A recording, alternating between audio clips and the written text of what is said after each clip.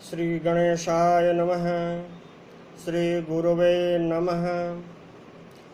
आज शास्त्री प्रथम खंड व्याकरण प्रतिष्ठा के पाठ्य ग्रंथ में निर्धारित पाणिनीय शिक्षा को पढ़ेंगे।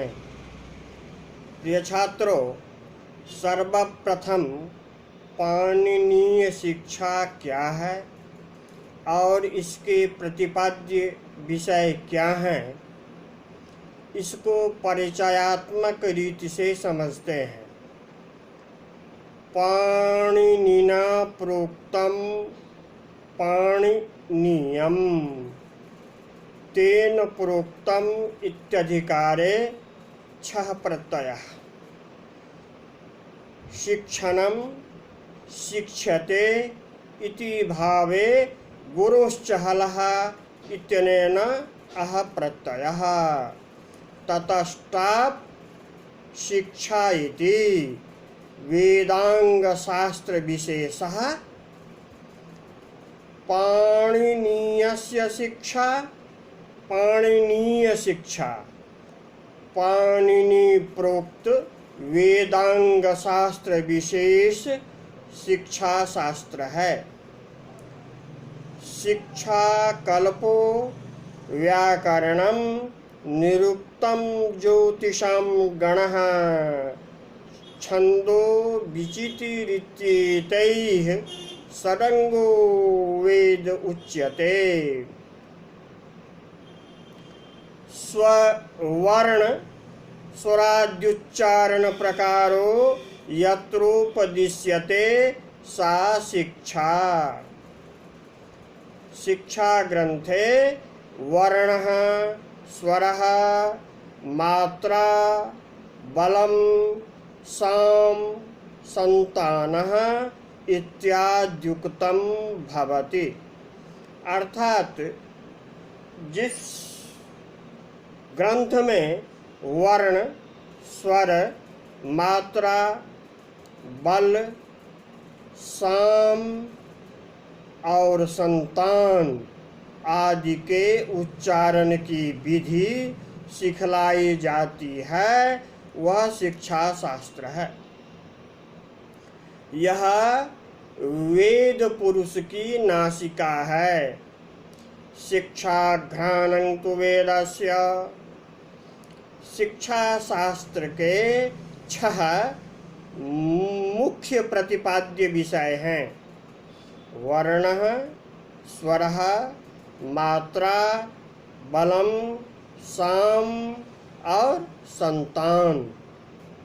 इनको संक्षेप में प्रथमतया समझते हैं। वर्ण अक्षर की ही दूसरी संज्ञा है वर्ण। वैदिक और लौकिक वर्णमाला का ज्ञान प्रथमतः पाणिनि शिक्षा में कराया गया है, जिससे स्थान तथा प्रयत्न के अनुसार वर्णों का शुद्ध उच्चारण किया जा सके। पाणिनि शिक्षा में संस्कृत वर्णमाला में वर्णों की संख्या 63 या 64 बतलाई गई है।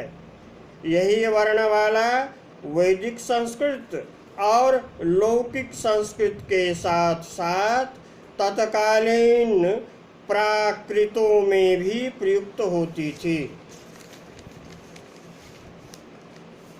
स्वर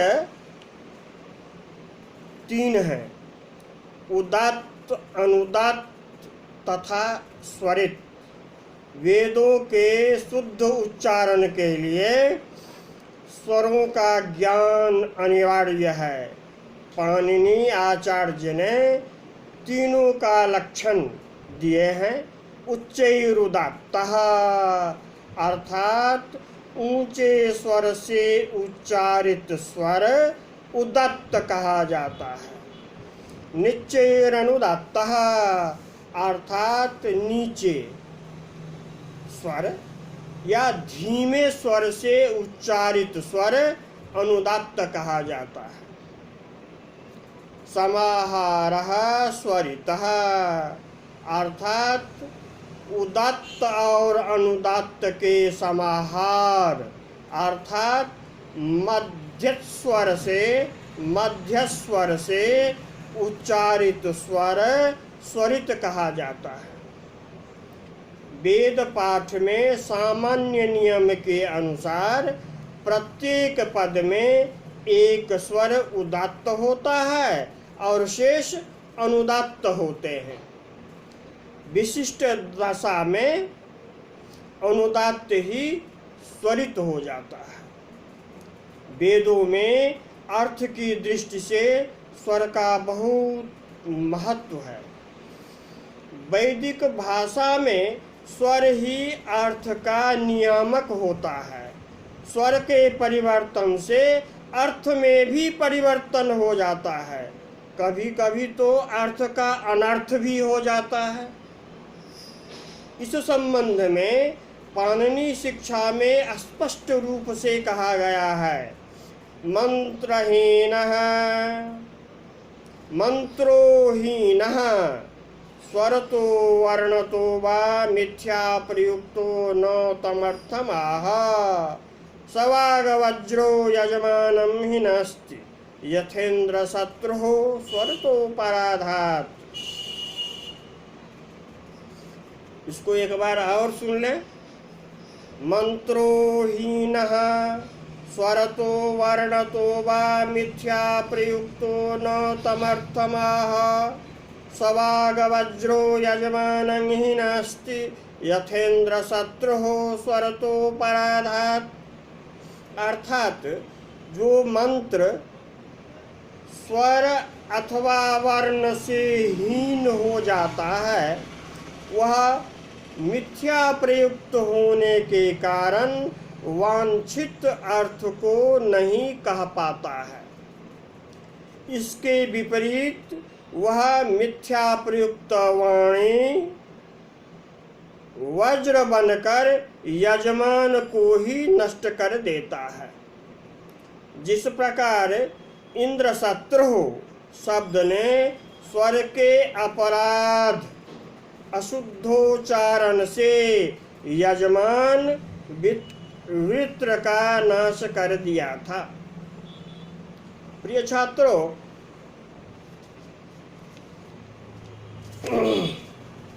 पाणिनि शिक्षा के उपर्युक्त श्लोक में जिस कथा का संकेत है वह इस प्रकार है। वृत्रासुर तथा इंद्र देवता का संघर्ष प्रसिद्ध ही है। एक बार वृत्रासुर ने इंद्र के विनाश के लिए एक धार्मिक अनुष्ठान, एक यज्ञ किया। उस यज्ञ का प्रधान मंत्र था इंद्र शत्रुर्वर्धस्व, अर्थात इंद्र का शत्रु वृत्रासुर बढ़े, अर्थात विजय प्राप्त करे। इस मंत्र में प्रयुक्त इंद्र शत्रु पद में तत्पुरुष समास इंद्रस्य शत्रु होगा और तभी इसका अर्थ इंद्र का शत्रु घातक वृत्रासुर होगा। अंतोदत्त उच्चारण से इंद्र शत्रु पद में तत्पुरुष समास इंद्रस्य शत्रु होगा और तभी इसका अर्थ इंद्र का शत्रु वृत्रासुर होगा। इसके विपरीत ऋत्विजों ने असावधानी से या द्वेष से इंद्र शत्रु पद का उच्चारण आद्युदात्त कर दिया, अर्थात ई का उच्चारण ऊंचे स्वर में कर दिया। उच्चारण में इस परिवर्तन से इंद्र शत्रु पद बहुब्रीहि समास वाला हो गया। अर्थात इंद्रः शत्रुर्यस्य सह वर्धस्व, अर्थात इंद्र हैं शत्रु जिसका वह बढ़े। इस अर्थ के कारण वृद्धि को प्राप्त हुआ भी वित्र अंततः इंद्र से मारा गया। उपर्युक्त कथा के आधार पर वेद पाठ के शुद्ध उच्चारण के महत्व को भली भांति समझा जा सकता है। अब तीसरा है मात्रा। स्वरों के उच्चारण में लगने वाले काल की नाप को मात्रा कहा जाता है। ह्रस्व, दीर्घ और प्लुत नाम से इसके 3 भेद हैं, जिन्हें स्थूल रूप से 1 मात्रा काल, 2 मात्रा काल और 3 मात्रा काल वाला समझा जा सकता है। उदाहरण के लिए उ एक मात्रिक, उ द्विमात्रिक, उ त्रिमात्रिक। तो मात्रा का ध्यान रखना भी बहुत आवश्यक है। अब चौथा है पाणिनीय शिक्षा का प्रतिपाद्य विषय बल। वर्णों के उच्चारण में प्रयुक्त स्थान तथा प्रयत्न को बल कहा जाता है। वर्णों के उच्चारण में श्वास नली से आती हुई वायु मुख में जहाँ अवरुद्ध हो जाती है, वह उन वर्णों का उच्चारण स्थान कहा जाता है। इसी प्रकार उच्चारण में उच्चारणावयवों को जो प्रयास करना पड़ता है, वह उच्चारण प्रयत्न कहलाता है। शिक्षा वेदांग के अनुसार 8 स्थानानि वर्णानाम, 8 वर्णों के उच्चारण स्थान हैं, 4 आभ्यंतर प्रयत्न हैं और 11 बाह्य प्रयत्न हैं। अब 5वां साम है। दोष रहित तथा गुण सहित उच्चारण ही साम है। उच्चारण के गुण दोषों का विवेचन शिक्षा ग्रंथों में बहुत ही सूक्ष्म एवं वैज्ञानिक दृष्टि से हुआ है। पाणिनीय शिक्षा में अच्छे पाठक के गुण इस प्रकार बतलाए गए हैं। माधुर्यमक्षर व्यक्तिः पदच्छेदस्तु सुस्वरः धैर्यं लय समर्थं च सदेते पाठकाः गुणाः। माधुर्य वर्णों की स्पष्टता, पदों की स्पष्टता, सुस्वरता, धीरता तथा लय समर्थता ये पाठकों के गुण हैं। इसके विपरीत गीति शीघ्री शिरः कंपी तथा लिखित पाठकः अनर्थज्ञोल्पकंठश्च सदेते पाठका धमः। 6 प्रकार के अधम पाठक भी बतलाए गए हैं। गाकर पढ़ने वाला, जल्दी जल्दी पढ़ने वाला, सिर हिलाते हुए पढ़ने वाला, लिखित ग्रंथ से पढ़ने वाला, अर्थ को बिना जाने पढ़ने वाला और बहुत धीमे स्वर से पढ़ने वाला, ये अधम पाठक हैं। और 6वां संतान है। संतान पदों की अति सन्निधि या संहिता को ही संतान कहा गया है।